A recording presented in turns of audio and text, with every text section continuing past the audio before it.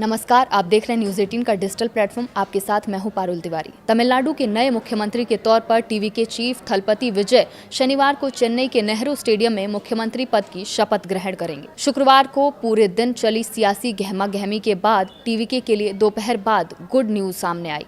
समर्थन मिलने के बाद विजय तीसरी बार राज्यपाल से मिले और समर्थन के पत्र को सौंपा। तमिलनाडु विधानसभा चुनाव करिश्माई प्रदर्शन करने वाले टीवीके के प्रमुख थलपति विजय शनिवार को सीएम की शपथ लेंगे। शुक्रवार का दिन तमिलनाडु की राजनीति के लिए गहमा गहमी वाला रहा। सत्ता की चाबी लेकर बैठी सीपीआई, सीपीआईएम और वीसीके जैसे ही विजय को समर्थन देने का ऐलान किया, वैसे ही गम में डूबे टीवीके समर्थक जश्न में डूब गए। शाम 6 बजे के बाद थलपति विजय अपने आवास से निकलकर राज्यपाल राजेंद्र विश्वनाथ आलेकर से मिलने पहुंचे। विजय ने राज्यपाल से मुलाकात में उन्हें अन्य दलों के समर्थन की चिट्ठी सौंपी। इसके बाद विजय के शपथ लेने का रास्ता साफ हो गया। द्रविड़ राजनीति के लिए जाने वाले तमिलनाडु में विजय की अगुवाई वाली टीवीके बदलाव का प्रतीक बनकर उभरी है।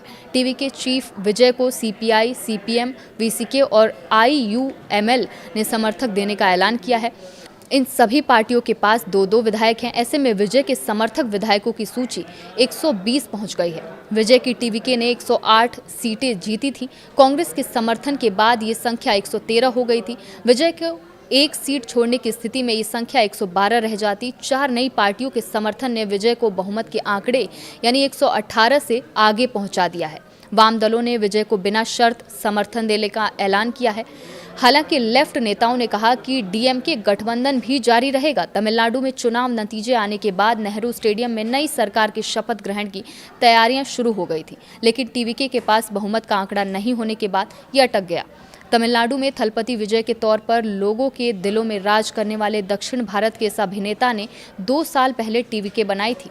चुनावों में टीवीके की सबसे बड़ी पार्टी बनने पर राज्यपाल से पहली बार 6 मई को मिले थे। इसके बाद विजय ने 7 मई और फिर 8 मई को मुलाकात की। तीसरी बार जब विजय राज्यपाल के सामने पहुंचे तो विश्वास से भरे हुए थे। उन्हें देखकर राज्यपाल भी मुस्कुराए। बीजेपी ने विधानसभा में विश्वास मत की वोटिंग में हिस्सा नहीं लेने का ऐलान किया है। बीजेपी को तमिलनाडु चुनाव में 1 सीट मिली है। टीवीके की सरकार का रास्ता साफ होने के बाद अब सभी की नजरें एआईडीएमके के रुख पर लगी हैं कि एडापल्ली पलानीस्वामी अब क्या करेंगे, क्योंकि एडीआईएमके में काफ़ी विधायक विजय को समर्थन देने के पक्ष में हैं।